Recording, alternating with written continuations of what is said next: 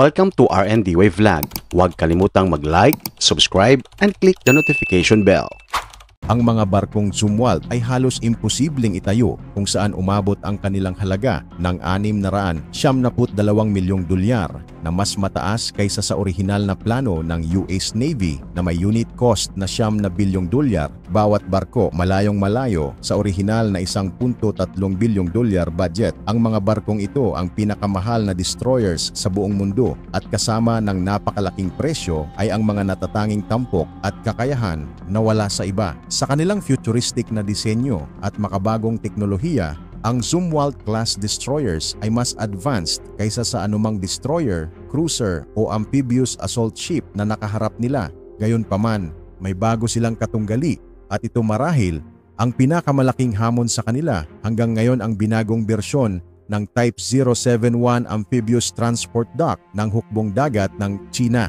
Ang barkong ito, na kilala bilang Simingshan, ay tila may dalang bago at makapangyarihang laser weapon, ang kauna-unahang ship-based hard-kill laser weapon ng China. Ang labanan ng mga laser weapon, lumabas sa mga larawan na sumailalim ang Simingshan sa malalaking pagbabago sa harapan ng istruktura nito upang bigyang daan ang bagong laser turret. Ang sandatang ito ay inilagay sa B posisyon sa likod ng HPJ 2676 na metro mine gun at nasa harap mismo ng bridge. Mayroon itong protektibong takip na maaaring ma-extend na nagpapahiwatig na ito nga ay isang uri ng laser weapon. Sa puntong ito, formal nang sumali ang China sa kompetisyon ng US sa pagbuo ng pinakamalakas na laser weapon sa karagatan. Bagaman nakatutok ang China sa pagdevelop ng mga laser weapons para sa land-based defense systems, ang kanilang unang ship-based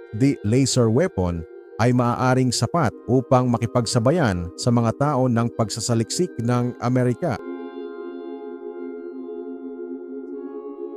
Laser weapons ng Amerika. Isa sa pinakamahalagang laser systems ng US Navy ay ang Laser Weapon System Demonstrator LWSD na ginawa ng Northrop Grumman. Ang LWSD ay unang nakita noong 2019 na nakakabit sa USS Portland San Antonio class landing platform dock at matagumpay na nakapagbaba ng isang drone target noong 2020. Kapansin-pansin na ang lokasyon ng laser weapon ng China sa Type 071 ship ay halos kapareho ng posisyon ng LWSD sa USS Portland. Bagamat hindi pa alam ang buong kakayahan ng laser weapon ng China, maaari itong may kaparehong teknolohiya sa LWSD gaya ng depensa laban sa mga drone at maliliit na sasakyang pandagat, panggulo o dazzler para sa mga optical sensors at pang-surveillance gamit ang high-resolution cameras. Ngunit may isang malaking problema para sa China, ang supply ng kuryente. Malalakas ang konsumo ng laser weapons at sa kasalukuyan tanging ang mga nuclear-powered warships o high-output conventional power systems lamang ang kayang magbigay ng sapat na enerhiya upang mapagana ang mga ito ng epektibo. Ang kalamangang enerhiya ng Amerika. Ito ang malaking kalamangan ng Amerika. Marami silang nuclear-powered ships na maaaring gumamit ng ganitong klase ng sandata. Ang Zumwalt class destroyers ang pinakamakapangyarihang barko sa larangan na ito na may sapat na kuryente upang paganahin ang mga high-energy laser weapons. Ang Zumwalt class destroyers ay hindi lamang kakaiba sa disenyo kundi ito rin ang pinakamalaking at pinakamahal na destroyer sa buong mundo. Mas mahal pa sa karamihan ng mga submarino at aircraft carriers. Ang paggawa ng barkong ito ay isang nationwide effort sa US kung saan maraming kumpanya tulad ng Lockheed Martin, Northrop Grumman at General Dynamics ang nagtulungan upang mabuo ito. Mayroon itong napakalakas na propulsion at power system na binubuo ng dalawang Rolls-Royce MT-30 gas turbines at dalawang Rolls-Royce RR 4500 turbine generators na nagbibigay ng 105,000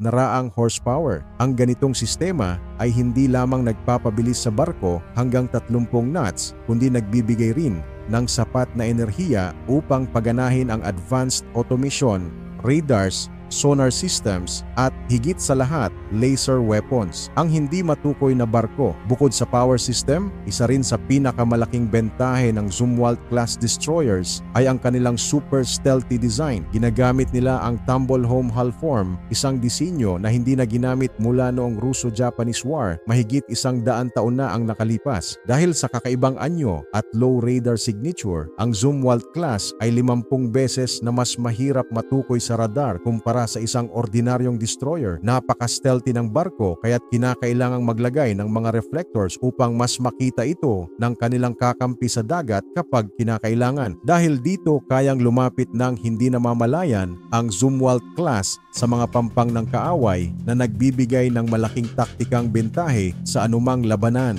Ang paparating na sandata, hypersonic missiles, ngunit hindi lamang laser weapons ang itinatakda para sa Zumwalt-class. Nakahanda rin silang maging plataforma ng hypersonic missiles. Plano ng US Navy na bumilin ng 8 hypersonic conventional prompt strike CPS missiles upang mailagay sa mga Zumwalt-class destroyers. Sa fiscal year 2024, may nakalaan ng $341 milyon para sa pagbili ng hypersonic missiles at $71 milyon para sa research and development. Sa kabuuan, gagastos ang US ng 3.6 na bilyon sa loob ng 5 taon upang makakuha ng 64 na hypersonic missiles. Ang mga hypersonic weapons at laser weapons ang dalawa sa pinakamapangwasak na sandata ngayon at halos imposibleng hadlangan ng anumang kasalukuyang defense system. Ang labanan sa karagatan, ang pinakamakapangyarihang mga bansa tulad ng US at China ay naniniwalang ang hinaharap ng digmaan sa karagatan ay nasa laser weapons at hypersonic missiles. Ang labanan sa pagitan ng US at China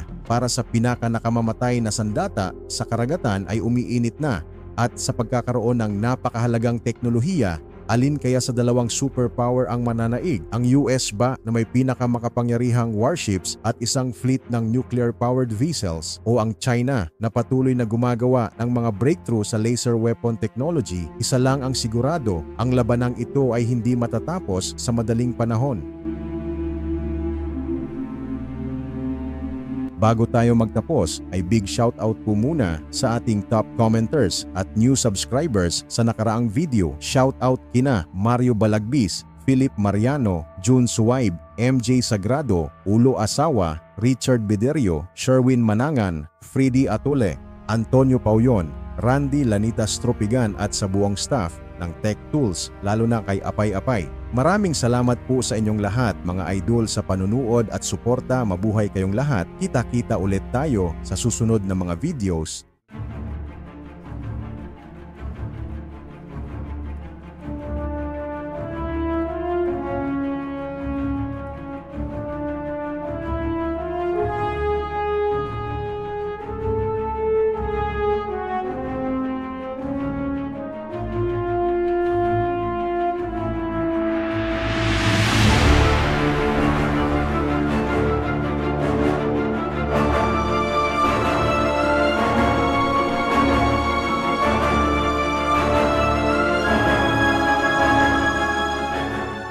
Huwag kalimutang mag-like, subscribe, and click the notification bell.